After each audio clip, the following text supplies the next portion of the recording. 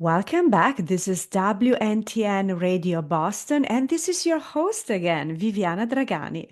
Today, my guest is Richi Goldman, transformative speaker, navigator of trust and freedom for the ultra rich, championing clarity amid misinformation and disinformation. They will help you to create opportunities for sustainable growth and enduring success in today's dynamic financial landscape. Welcome, Richi. Thank you for all attention for all these listeners. I bring over a decade of experience in a business consulting, wealth management, and intellectual property law, with a background that includes managing ventures across multiple industries such as digital assets, tattoo, and cosmetology, manufacturing, investment strategies. I specialize in bridging gaps between innovative startups and seasoned investors. Currently pursuing JD in intellectual property. We combine legal expertise with entrepreneurial insights to create strategies for sustainable growth and wealth preservation. Wow, congratulations. So, today we will be talking also about an amazing event which will take place in the greater Boston area. So, Richie, tell us more about this event. Is this in person, virtual, or hybrid? This event would be hybrid. It's a private event for wealth managers. The major topic where I will be perform as a keynote speaker.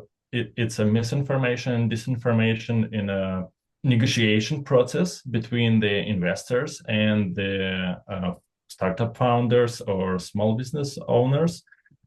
So it would be a small networking event between the members of a residential program at the Mandarin Oriental Hotel.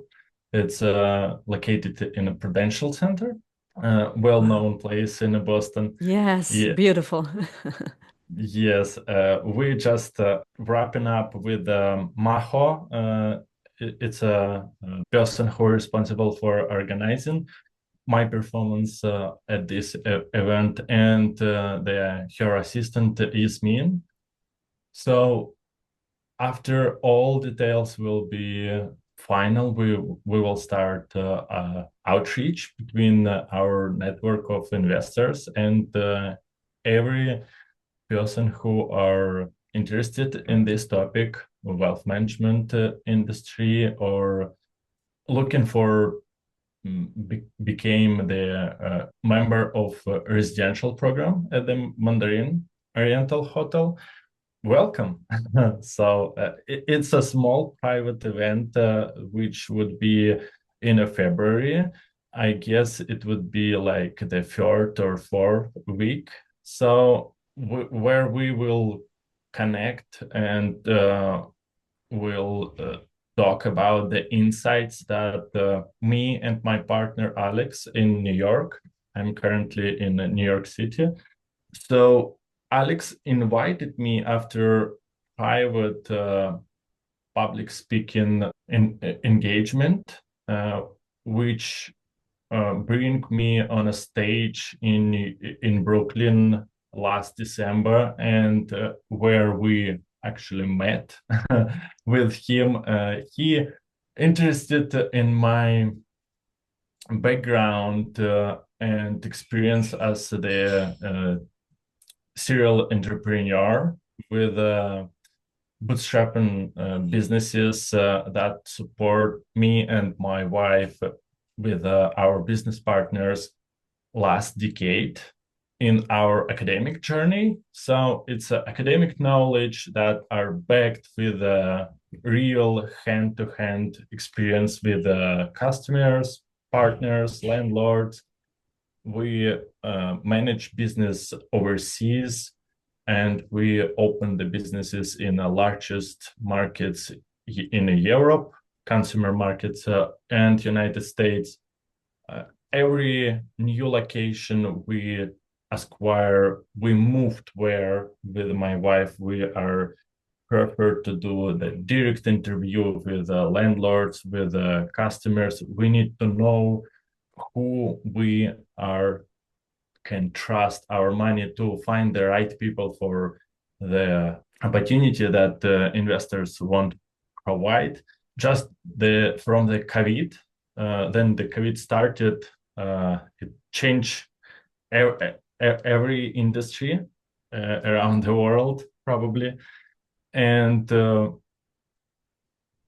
we are because we are working with the customer relationship business in a beauty spa or cosmetology. It's essential to work directly with people, and there is a skill that many female founders, the women in business, they are underestimate. There is immediate trust that built between the customer who trust their skin or lips or eyebrows or even tattoo to the tattoo artist or the esthetician, cosmetologist.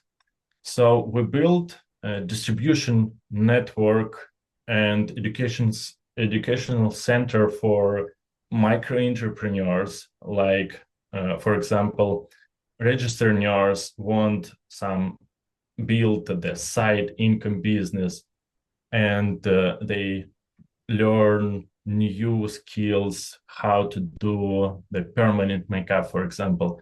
And we produce the supplies, the cosmetic products. So our goal, not only just sell them products in an online store, right? Our goal to help them gain in that business and manage that business so well that they would spread the word of mouth about our products, because it's a cheapest advertising that we could do, and there is a high margin. So it helps us to preserve the wealth and gain even during the pandemic. We just did not continue any leasing with the landlords. We just sold all assets that we had, and we flip the coin and put money in essential businesses.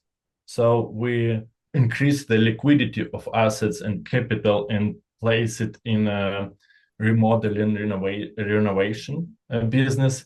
So many investors asks me during the pandemic, where is the connection between the cosmetology, for example, and the real estate construction business? Well, actually, we bought foreclosures during the time where in Boston, my friends who own the real estate agency, they get 40 applications per day for the tour in around the Boston. People ready to pay 40,000 or even $100,000 over the market price just to buy the real estate property.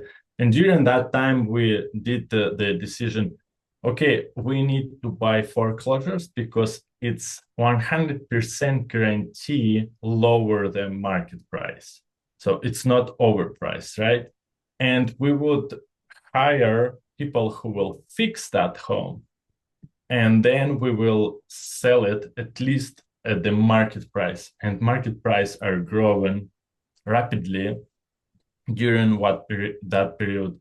So this case study that I spoke at the December event with my partner Alex, who had he was a speaker, the other speaker from venture builder studio background from Finland, and he offered me to bring this experience into his family office and we worked like his wisdom and his experience, because he is older than me, probably twice, and more broader network around the world. And he helped me to get this network this year to with my participation in all events at the family office conferences, at the ultra high net worth individuals private clubs. So my experience as the speaker is more like to be in private events. So we work with more conservative investors, and Alex prefer to invest money in construction development or the businesses that relate deeply around real estate, like window installation businesses, glass installation businesses, or like landscaping. So my work more like investor advisor for startups. I help them to get everything right from the investor's point of view, because I see how many entrepreneurs and how many founders struggle in their fundraising journey, because there is two different type of people who are doing money, and they have a limited opportunity to find the time to be presented on a fundraising events, and the people who can do everything right. Their pitch deck looks great, their business plan looks great, their team, everything numbers are look good, right? But we had a problem with a partner in California who invest in two unicorn startups. So it says companies with over $1 billion in revenue, and they are just bring on a table the startup, everybody ready to invest in our network, and this is startup shows numbers, looks great, compliance, due diligence, and there is the week before M&A, and the founder just pick up the phone. Nobody can find him, even wife, even his relatives. What happened? What is going on? Nobody understands. And this investor, who is like two unicorns, 100 startups invested, he's smart guy, old guy, with a rich experience and network, and they are just find him in some motel in Arizona at the border with Mexico, and figure out that all his numbers, all his work that he show investors, it's a fake.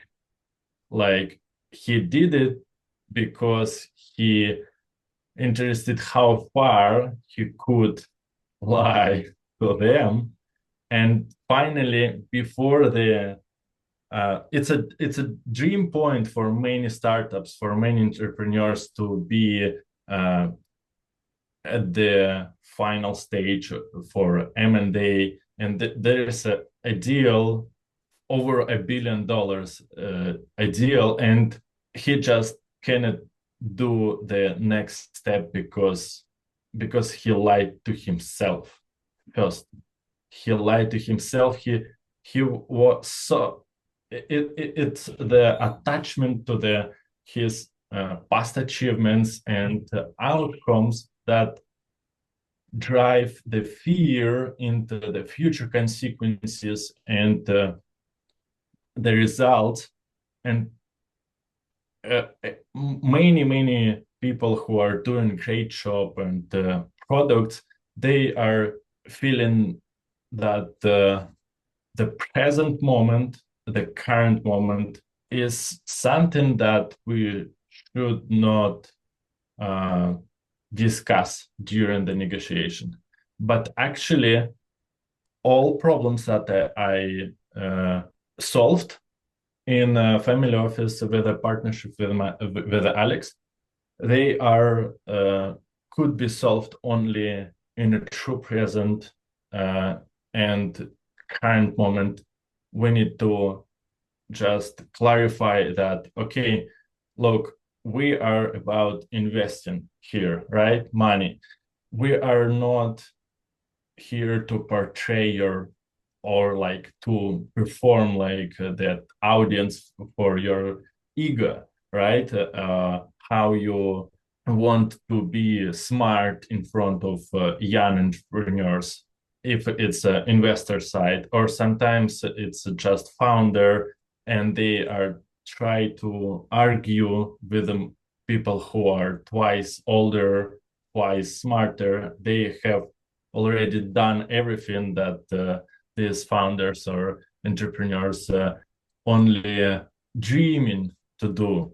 So there is always disconnect between the young generation and the old generation, especially right now with the generation of baby boomers and the generation Z, who are dislike any authority, and my work is to connect them, to help them find the true partnership that could be only between whole and self-sufficient beings. And the navigation with all misinformation and disinformation that bring the artificial intelligence, it's a really hard time to figure out who are your friend or who your enemy. Thank you, Richie.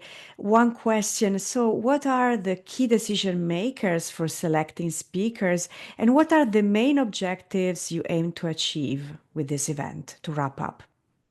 The main goal that we need to achieve, we need to connect the right people with the money that should be shared from wealthy individuals to show their how they are generous, right? How they are ready to be in a position in a true partnership uh, and recognize the freedom of the attachment to the past achievements and outcomes and future consequences and results, and be ready for a self change, right? Because every generation, young and old, we are all demanding these self change that help us to avoid any obstacles, give us the opportunity to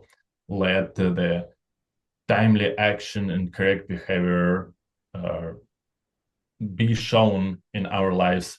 So the decision makers, usually it's event manager work, and it's all about the relationship management. Like I explained in my business with a cosmetic production, we are developed the relationships with micro entrepreneurs that are usually underestimated by any institution and financial